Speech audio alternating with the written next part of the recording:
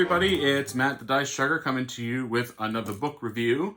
Today we are taking a look at Calamity. This is the final book in the Reckoners trilogy. And then I realized after that there's also another ebook. But today we're going to be talking about Calamity. So this is the, I guess it's the fourth book in the Reckoners trilogy, because we have Mitosis, which is an ebook. And then the fifth book is called Lux, which is a Texas Reckoners novel. I wanted to write that down in my notes, which is kind of a spin-off. But we're mainly talking about Calamity, mainly because I want to review these books so we can play the game. I do apologize for, and I'm going to move the iPad a little bit. I apologize, last week on Wednesday, my recording equipment completely blacked out on me. And the next available time I was able to actually play that game was on Sunday, and it was uploaded today for the Regalia Reckoners scenario. This Wednesday, I will be working on the Limelight scenario for Reckoners. Those are all three. And then Sunday in the near future, we'll talk about how the campaign works. But I mainly want to show you everything that game has to offer. I do believe it's one of the more interesting dice cooperative games out there. But you're not here to talk about board games. You're here to talk about books. Now, I have notes on my phone about this book, so I'm going to be looking up and down as I talk a little bit about what's going on in Calamity. But before we do that, please go ahead and subscribe to the channel. It really does help us out quite a bit. We have no sponsor. We are doing this pretty much as a hobby, and we don't have great production values because, like I said, this is mainly a hobby. I'm trying to get better and better as time goes on, but nothing, I can only improve so much, and this is just something that we do for fun. Anyway, let's talk about Calamity. Calamity actually begins almost immediately following the events of the last book, Firefight.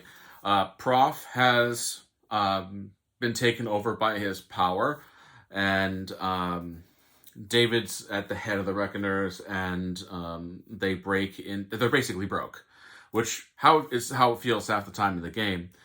And they were able to get some equipment by breaking into a lab, and they head over to Atlanta, or what used to be Atlanta. It's now called Ildithia, right? Yeah, Ildithia. And it's a city that moves around because it's a city of salt. So in the book, it's actually in Kansas, the city of Atlanta. Everything has been transformed into salt. Things grow out of the salt, and it always it's just constantly moving, and I found that fascinating, the whole thing.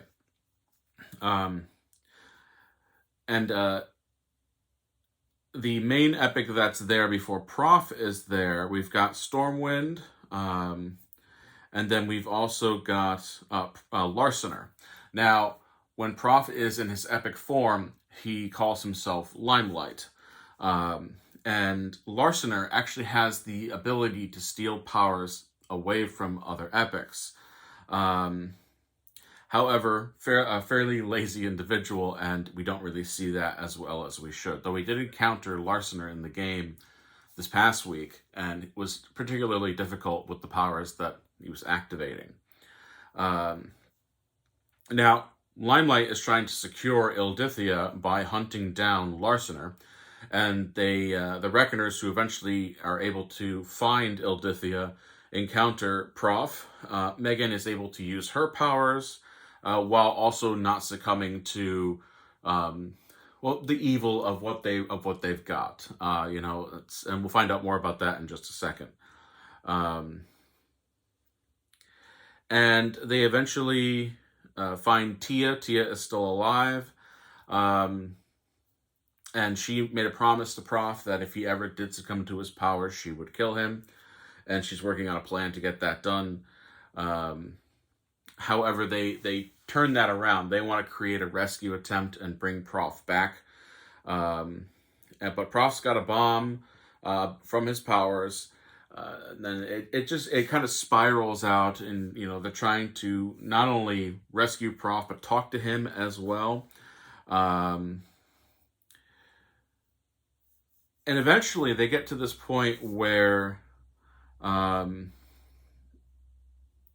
they discover that Prof's weakness is his fear of failure. And they are able to kind of figure out a lot more what's going on with Prof and how to bring him back down. But he does attack their hideout. Megan accepts her power, and she's able to kind of fight him. She still fails, but she fights him as Firefight. Sadly, when they remind him of his past failures as his weakness so they can take Prof down, he ends up killing Tia in the process, and Larsener finally comes in and takes away Prof's power. David gets taken away by Obliteration, who's like a teleportation epic, and they're going to destroy Calamity. Now, when we talked about Calamity before, the last time we really talked about it was in Steelheart. It was the star in the sky that came forth, and it gave everyone their powers. And they discovered that that Calamity is not just this star in the sky that we heard about in Steelheart, that it is actually an epic, and in turn it is Larsener who is Calamity. And he is corrupting the epics to be evil because he inherently believes that all humans will just be, tools of destruction. And eventually, with all this going on, they're able to take down Calamity. And David shows the alternate universe to Calamity that epics can be good. It's cuddle time, everybody. Everything is fine in the end. The epics, how do I want to say this? And when Calamity is gone, epics can't be compelled to be evil anymore. Now, I do think, and that's very vague on what happens in the story, and I have my notes I was going through. Very, very, very vague, because there's a lot that's going on in this book. But it's not that. I actually think Calamity out of the three is the weakest, but it's still good.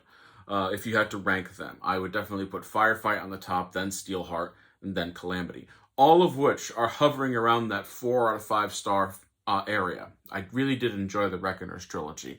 Not just because we had a board game adaptation, but because they were really done well.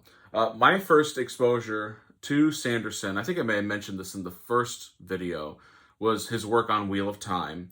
And then I ended up reading Mistborn. I think I was in the process of reading the first Stormlight Archive book at the time of finally getting to Reckoners. But my wife and I were going away on a road trip, and so we got the audiobook of Steelheart after playing the game and really did enjoy it. My issue with Calamity is it is a very slow burn to start. And I'm going to, say that, so when everything kind of comes to a head at the end, I feel like it just all got shoved in. Now, I'm not sure if that's something that Sanderson is responsible for, or if that's something an editor is responsible for. Some of the things that happen in Calamity also are kind of confusing. I know that sometimes in the editing process, order of chapters can often get mixed up, and which often leads to detached narratives.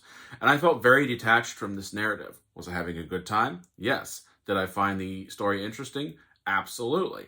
So, we have this situation with Prof and trying to bring him back, and that's all well and good and well intentioned. So why is Calamity at the very bottom for me? I just think the ending didn't stick with me. I often say with Sanderson, he writes really great stories, but oftentimes series wise, when it comes to stick the landing, he does it, but he's not graceful about the ending. Now, I'm hoping in a few years when we get the 5th book in the Stormlight Archive that finishes the first cycle of Stormlight, that really does kind of bring everything to a great conclusion. But my other experiences with Sanderson overall is that the ending is kind of a little shaky. And I definitely felt that with Calamity. And I'm not trying to be argumentative about it. I still enjoyed it. So understand, before you hit the dislike button, I still enjoyed this book. And I'm looking forward to what the game can bring out in this situation. I kind of wanted more, however. Like, I mean, there was so much that could have been accomplished in this book. And I understand that there are limitations, and he probably wanted to keep it as a trilogy. But I was like hoping for that next step, that next little bit that would have given me some sort of finality satisfaction in this book. But still good. I enjoyed The Reckoners a lot. The trilogy, I often recommend it to people, and then I have to do the whole thing I do when I deal with Star Wars Clone Wars, which is, isn't it? It's a young adult series. I don't read young adult. This one's actually good. I'm not a fan of young adult novels. This one is good. So, highly recommend the Reckoners series. If you're a board gamer, I highly recommend reading the series and then playing the game, or playing the game, and if you liked the game and want to know more about what's going on, then turning around and reading the series. Both options are good. Anyway, that is Calamity. I have no idea what I'm reviewing next. So I'm just saying that right now. Next week there may not be a book review because I'm still kind of figuring out where things are. Or I may just talk about writing in general.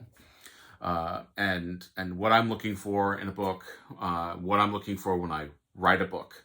So we'll see you next time, everybody. Thanks for joining. It's the Literary Gamers. Subscribe, hit the bell for notifications. Make sure your settings have been turned on for notifications.